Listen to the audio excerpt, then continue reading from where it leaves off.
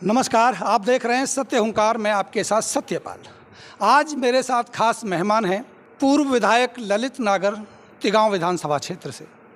ललित नागर के बारे में जाना जाता है कि एक बहुत ही जुझारू नेता रहे हैं, जुझारू राजनीति की है। तिगांव के विधायक रहे हैं, मंत्री जी के साथ चुनाव इलेक्शन लड़ा था और जीत हासिल भी की थी। आज मेरे इनसे कुछ तीखे सवाल होंगे और जानेंगे कि वो ललित नागर जो आवाज़ उठाने में सबसे आगे रहते थे, या कहें कि फरीदाबाद की राजनीति में एक नाम था, क्यों आज विपक्ष की भूमिका में नज़र नहीं आते। सबसे पहले ललित नागर जी, आपका बहुत बहुत स्वागत है। धन्यवाद जी, धन्यवाद। ललित नागर जी, आप तिगांव में विधायक रहे हैं, बखूबी आपने आवाज़ उठाई। एक बार आपको एमपी का टिकट भी मिलता है, उसके बाद कोई राजनीतिक कारण रहते हैं कि आपको मौका नहीं मिला। लेकिन ये बात निश्चित है कि फरीदाबाद में कांग्रेस में आपका नाम जाना जाता है। एक जुझारू नेता ललित नागर, ऐसा क्या हुआ कि तिगांव विधानसभा में चुनाव हुआ, 2.5 साल से ज़्यादा बीत गया है, विपक्ष की भूमिका में नज़र नहीं आ रहे, क्या कहेंगे इसको?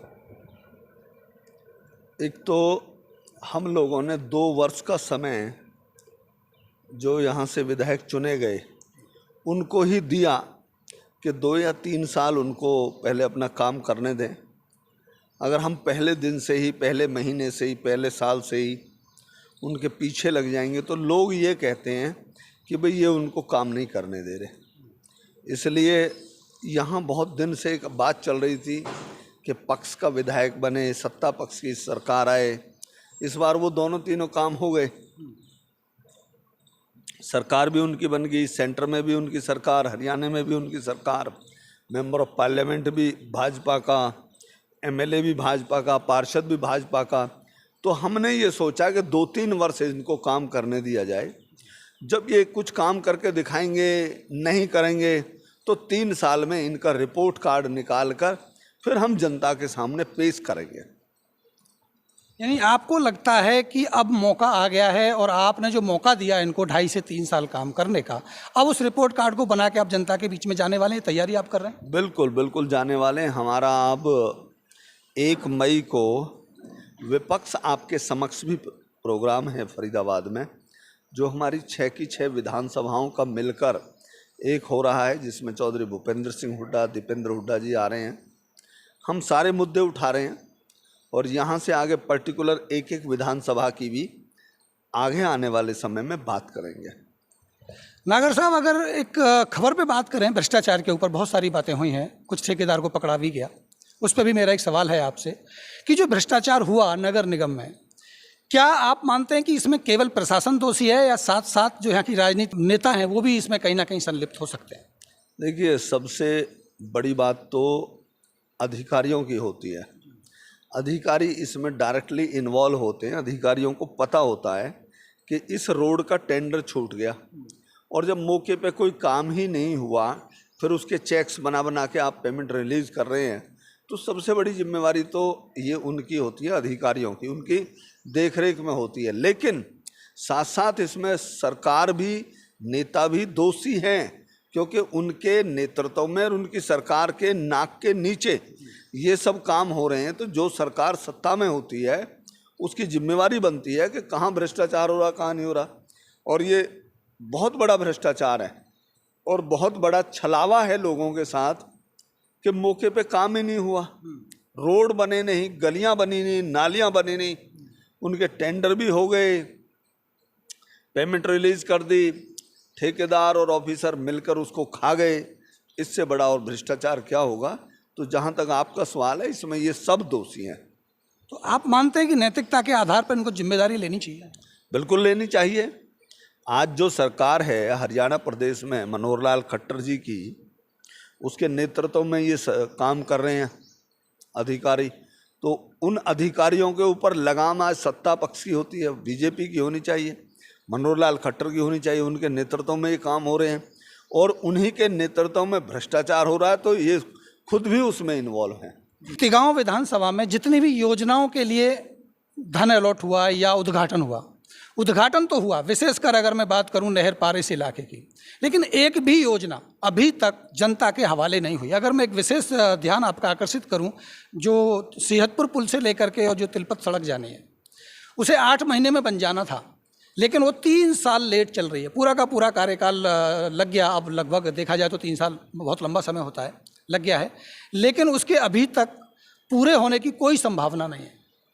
इसके लिए आप क्या कहेंगे और इसका विरोध करने वाले हैं आप? देखिए, एक अकेली पल्ला से सेहतपुर वाली रोड नहीं है, और बहुत सारे काम हैं। मुख्यमंत्री जी 2 बार तिगांव विधानसभा में आ चुके हैं। एक बार पहले टर्म में आए थे, एक बार अभी दूसरे टर्म में आ चुके हैं। पहले टर्म की भी घोषणाएं जो ये करके गए थे वो आज तक कोई काम पूरा नहीं हुआ। ऐसे ही इस बार घोषणाएं करके गए हैं। ये केवल घोषणा मंत्री हैं, घोषणाएं करके चले जाते हैं, कोई मौके पर काम नहीं हुआ। आज हमारे तिगांव विधानसभा क्षेत्र में हाहाकार मचा हुआ है। ना गलियां पक्की हैं, ना नालियों में कोई काम हुआ है। गलियों में पानी भरे हुए हैं, पीने का पानी नहीं, कोई सड़क नहीं, कोई पार्क नहीं, स्कूल नहीं, हॉस्पिटल नहीं, बिजली नहीं, कोई व्यवस्था नहीं है। अब बहुत बुरा हाल है।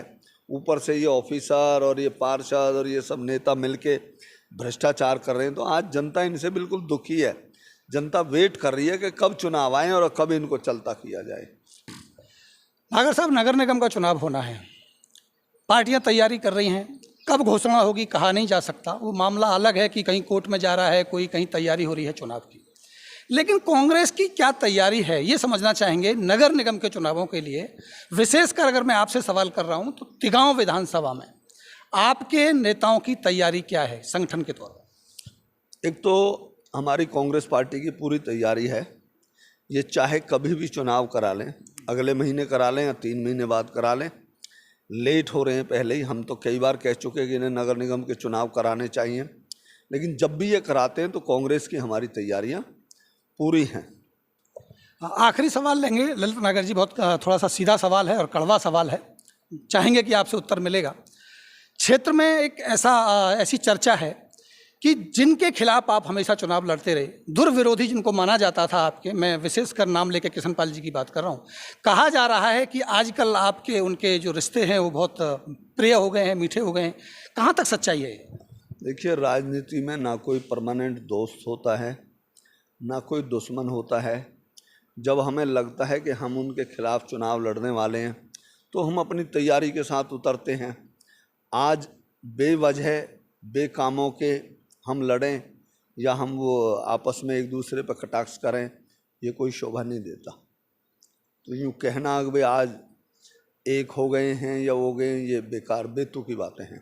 ये जो अफवाहें हैं कि भाई ललित नागर अब राजनीति से कहीं सुस्त होते हुए नजर आ रहे हैं, ये गलत हैं। आप तैयारी कर रहे हैं और वापस नगर निगम चुनावों के माध्यम से एक बार फिर आप क्षेत्र में नजर आएंगे। विरोधी सब तरह की बातें किया करते हैं, विरोधी हैं, तरह तरह की बातें करते रहते हैं, करने दो, कोई नहीं रुकता। समय अपने आप समय बलवान होता है, तो जब मैदान में दिखाई देंगे तो सबको पता लग जाएगा। कांग्रेस मजबूती से नगर निगम में सिंबल से चुनाव लड़ेगी? हाँ, सिंबल से चुनाव लड़ेगी, मेयर का भी और पार्षदों का भी, कहीं कोई कमी नहीं आएगी। चलिए, ये थे ललित नागर जी जो बहुत ही बेबाकी से अपने सवालों के जवाब दे पाए। ऐसे ही कुछ और महान भावों के साथ, बड़े नेताओं के साथ आपकी मुलाकात मैं कराता रहूँगा। तब तक आप जुड़े रहिए सत्य हुंकार के साथ। अभी आपसे लेते हैं विदा। नमस्कार।